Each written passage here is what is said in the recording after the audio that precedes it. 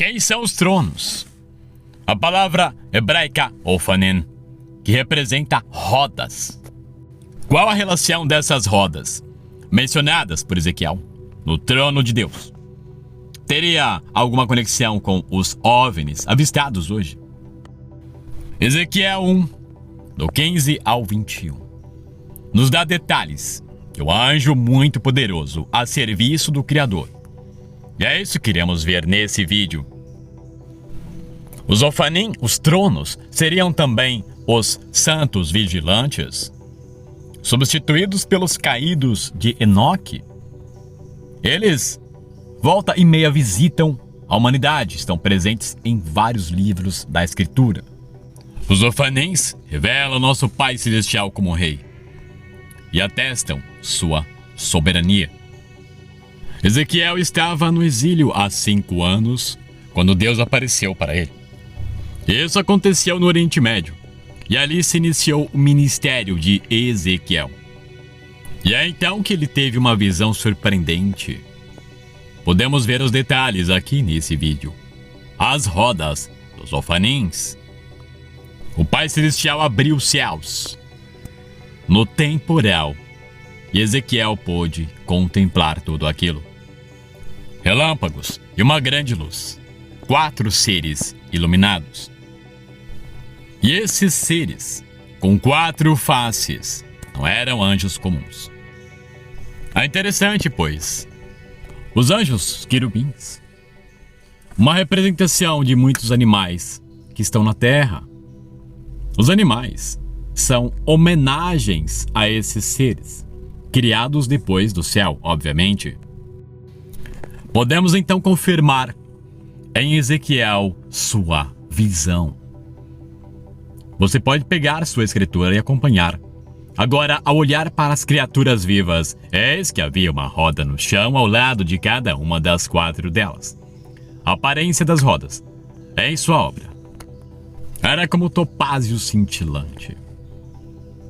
É interessante essa passagem.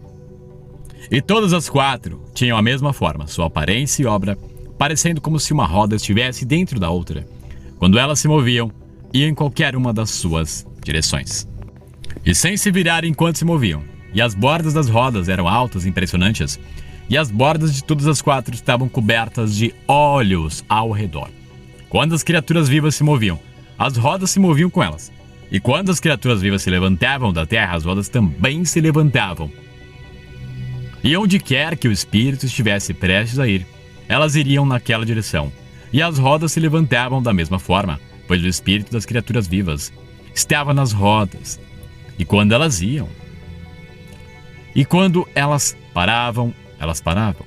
E quando elas se levantavam da terra, as rodas se levantavam da mesma forma. Olha que interessante, pessoal. E muitos perguntam, rodas, OVNIs, teria alguma relação? E sim, uma visão de um veículo, um apetrecho de um ser celestial. Os seres angelicais, os tronos, se utilizam também de veículos para se locomover. Obviamente, os tronos atravessam as dimensões por ordem do Pai Celestial.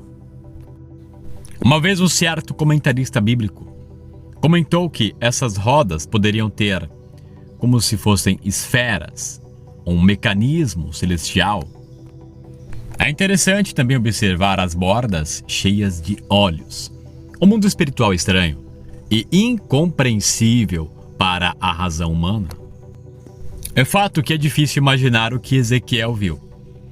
Assim como a visão de João, onde muitos tentam explicar que os gafanhotos ou seres vistos por João seriam helicópteros ou equipamentos militares, o que eu não concordo. Mas é bom deixar bem claro aqui que o que Ezequiel viu não foi algo metálico, não foi algo inanimado ou artificial, foi algo vivo, espiritual, celestial, nada parecido com o que temos na Terra. É interessante que Ezequiel menciona que o espírito das criaturas estavam nas rodas, nas engrenagens. Podemos confirmar isso também em Ezequiel 10.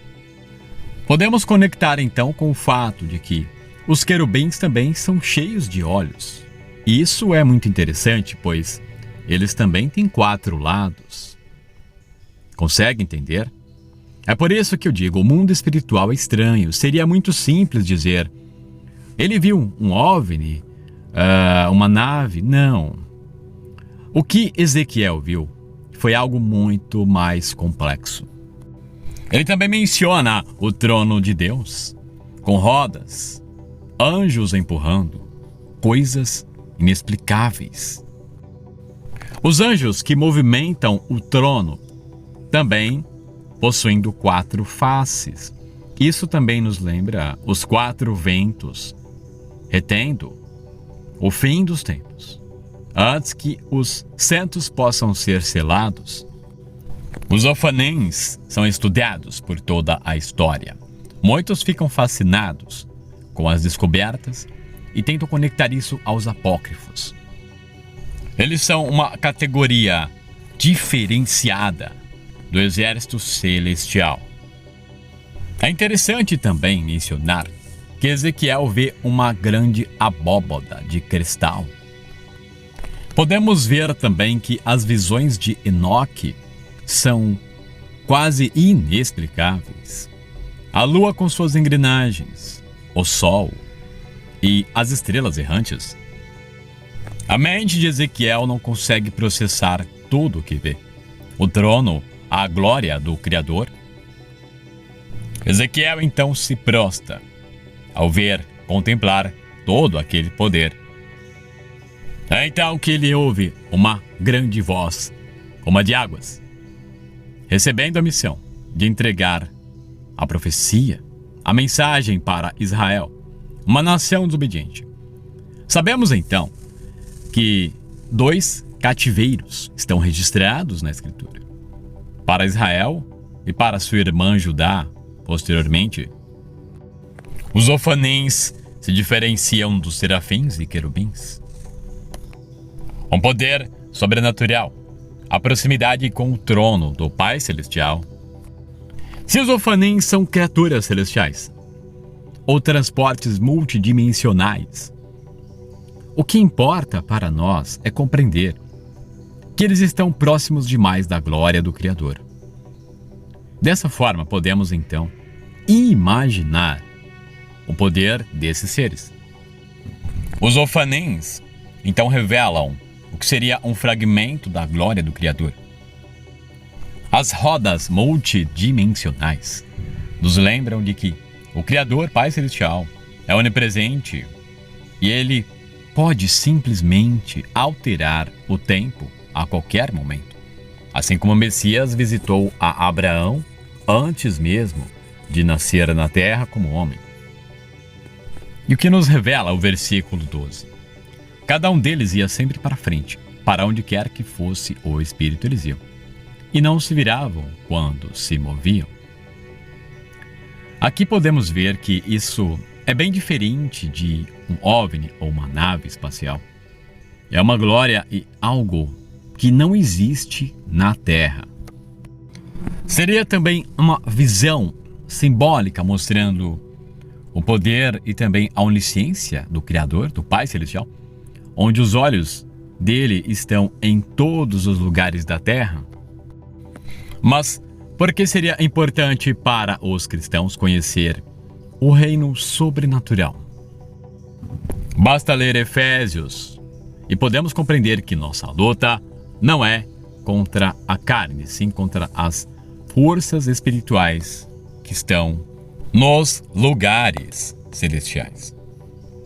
Isso nos lembra a Goétia de Salomão, as 72 linhas de lei. É por isso que precisamos ter um equilíbrio. Enquanto muitos cristãos negligenciam o sobrenatural, já outros procuram demais, sem compreender que o próprio Espírito é quem escolhe e distribui dons, visões, sonhos, etc. Devemos procurar sim andar em santidade e arrependimento e utilizar de nossa autoridade dada por Cristo. Não é necessário, como muitos, uma obsessão pelo espiritual, mas o conhecimento, sim. Saber ter a confiança e a dimensão de quem servimos. O Pai Celestial está no controle de tudo. Shalom a todos.